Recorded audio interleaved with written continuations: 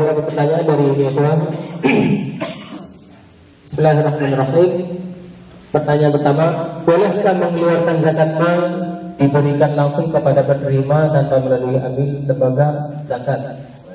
Atau fitrah langsung kepada yang berhak tanpa melalui amil.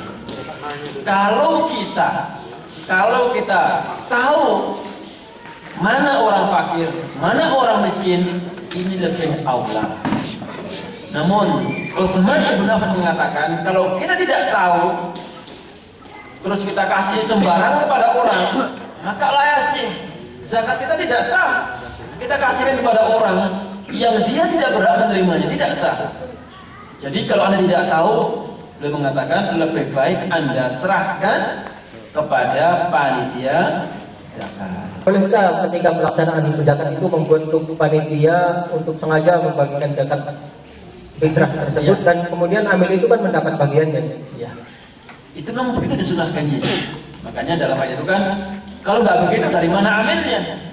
Jadi amir atau wulatul umur, pemimpin kaum muslimin membentuk panitia amil zakat. Ya kan, kalau di kampung kita sudah biasa lah gitu ya, membuat kepanitiaan. Itu memang disunahkan seperti itu. Lalu karena dia bekerja, dia mendapatkan bagian secukupnya. Tentu berbeda dengan fakir miskin sekalian, mestinya beda. Jangan fakir miskinnya dapat misalnya dapat 1 kintal, dia juga dapat 1 kintal. Enggak cocok itu. Jadi si amil ini dapat jatah sesuai dengan kerjaan dia. Misalnya dia kerja 1 hari, normalnya kalau kerja itu berapa? Anggaplah 100.000. Nah, kurang lebih seperti itu. Jangan misalnya fakirnya dapat 1 kintal beras, amilnya lebih banyak 1 kintal. Itu agak kebanyakan. Justru yang paling banyak itu adalah fakir. Kalau kita ada di daerah rantau yang TKI, di mana kita mengeluarkan zakat fitrahnya? Kalau misalnya ada teman, ada kawan yang sengaja mengumpulkan, awalnya pakai uang, ya kan, karena mau dikirimkan kampungnya, bisa-bisa saja. Tapi kalau kita di sini tahu sendiri orang fakir miskin, ya sudah langsung kasihkan. Masjid itu? Nah, kadang-kadang kita berpikir begini. Di sini kayaknya kalau kita ngasih itu kurang mantep ya. Yang kita kasih itu lebih kaya daripada saya. Kayaknya begitu ya. Udahlah. Tapi ya repotnya kalau kita cuma 2,5 kilo, kita kan ke Indonesia juga tampung. Udahlah. Misalnya di sini ada teman, ada pengurus misalnya yang mengumpulkan zakat fitrah, ya pakai uang, tetapi sudah dilihatkan nanti di sananya akan kita liker menjadi beras. Bahkan lebih. Kenapa di sini kalau 2,5 kilo rata-rata kemarin itu 15 saya atau 20, itu kalau di Indonesia kan bisa menjadi 5 kilo. Iya kan? Jadi sisanya malah menjadi seakan-akan malah pahalanya lebih banyak. Di sini cukup 1 orang. Nah di sana bisa wajib plus sedekahnya sebenarnya. Iya, ada 3 pertanyaan yang masih berhubungan. Yang pertama, apakah zakat fitrah dapat menghapus dosa besar dari maksiat? Yang dosa besar, lewat sekalian, juga berhubungan berhubungan dengan manusia, berhubungan dengan Allah Subhanahu wa taala. Dosa besar tidak bisa begitu saja hilang kecuali harus taubatan nasuha. Yang kedua, apabila dosa besar itu berhubungan dengan manusia, maka harus minta dihalalkan. Yang ketiga, kita harus taubatan nasuha. Nah, pada umumnya dosa sebesar apapun kalau itu berhubungan dengan Allah Subhanahu wa taala, semuanya bisa diampuni. Amal-amal kita termasuk puasa-puasa kita, mudah-mudahan termasuk firman Allah Subhanahu wa taala, innal hasanat yudhibna sayyi'at. Seorang laki-laki sekalian, dosa besar tidak begitu saja hilang. Kalau dia berhubungan dengan manusia, dosa-dosa itu kita harus minta dihalalkan, minta dimaafkan. Kemudian sisanya kita bertaubat kepada Allah Subhanahu wa taala. Sekaligus pertanyaan kedua tadi sudah dijawab tentang taubatnya. Yang ketiga, bagaimana cara sholat taubat dari dosa besar? Apakah ada sholat taubat? Kita mendengar namanya sholat taubat ya, sholat taubat. Ikhwan sekalian, sesungguhnya taubat itu adalah menyesal menyesal dari perbuatannya, kedua tidak kepingin mengulanginya, ketiga untuk mengganti amal buruk dengan amal baik. Salah satunya lewat sekalian sholat. Kalau saya seperti itu, bukan kemudian seakan-akan taubat itu hanya bisa dihapus dengan sholat taubat.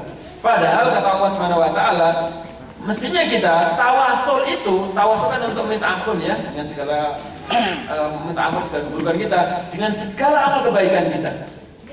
Jadi segala amal kebaikan kita, segala amal ibadah kita, misalnya setelah baca Al-Quran, setelah kita puasa, setelah kita sholat, setelah kita haji umroh, setelah itu persis kemudian kita, ya Allah, dengan amal saya, ini saya mohon ampun. Makanya dalam Al-Quran katakan, Rabbana innana sami'na munadiyan yunadi lil imani. Perintah untuk beriman kan? An aminu, imanlah kalian. Fa'amanna. Terus kami sudah beriman. Nah, dengan beriman ya Allah, fa'amanna fa'ufirna. Ini namanya tawasul.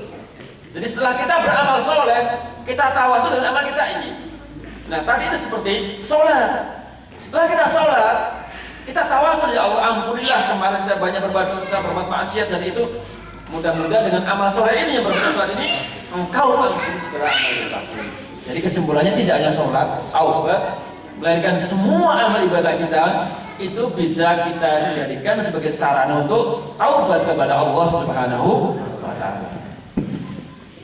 Saya pertanyaan selanjutnya, kita kerja di Saudi, bolehkah kita mengeluarkan zakat di negara kita dengan nominal uang real?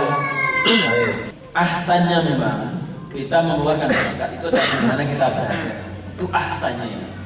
Namun jikalau kita kemudian tidak mendapati orang yang membutuhkan menurut kita tidak melihat orang yang fakir miskin, boleh kita keluarkan ke negara lain, kemana saja, termasuk ke kampung kita.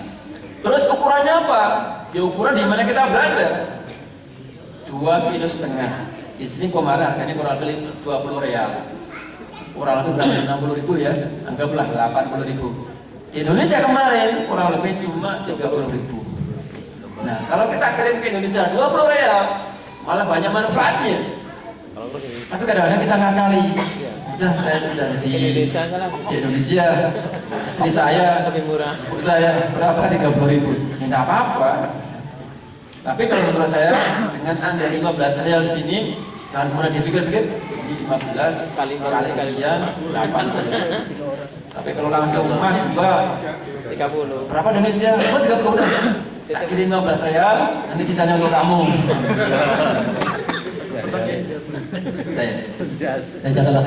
Selanjutnya, bagi orang yang bayar zakat fitrahnya setelah lewat dari waktunya, yaitu setelah sholat id, apakah dia mendapat dosa, dan apakah dia mendapatkan harus mendapat membayar izin? Kalau dia mengakhirkannya karena ketidaktahuan, ketiduran, insya Allah tidak apa-apa.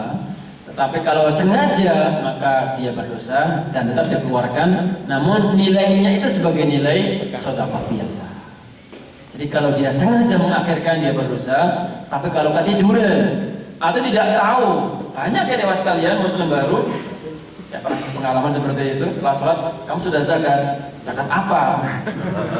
Tidak tahu dia masalahnya. Jadi kalau yang seperti itu, maaf. Bagaimana hukumnya jika memberikan zakat fitrah untuk orang yang masih ada hubungan keluarga? Kalian, zakat fitrah atau zakat mal itu tidak boleh diberikan kepada orang tuanya, baik laki maupun perempuan. Jadi kita sebagai seorang laki-laki tidak boleh mengeluarkan zakat kepada orang tua kita. Demikian pula perempuan mendapat kepada orang tuanya. Namun boleh milik kita kasihkan kepada neneknya anak-anak kita dari kesimpulannya adalah mertua lah. Supaya nggak usah muter-muter, jadi boleh kita kasih kepada mertua dan sebaliknya. Tapi tadi itulah kita katakan ya kebangetan lah ketika mertua kita kasih zakat. Mendingan kasihkan orang lain zakatnya, langsung orang tuanya ibunya kasih yang banyak lagi. Nah tadi kesimpulannya gimana tadi itu, zakat dikasihkan kepada orang langsung orang dikasih kepada mertuanya begitu. Sebentar, kalau zakat itu dikasih kepada orang yang berhak, miskin misalnya, tetangga kita misalnya, tidak apa-apa.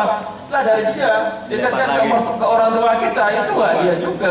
Tapi ingat, dia ngasih ke dia dalam statusnya apa? Kalau orang tua kita cukup, tidak boleh. Tapi kalau orang tua kita miskin dan dikasih oleh si fulan tadi itu ke dia, boleh saja. Meskipun barang itu dari kita.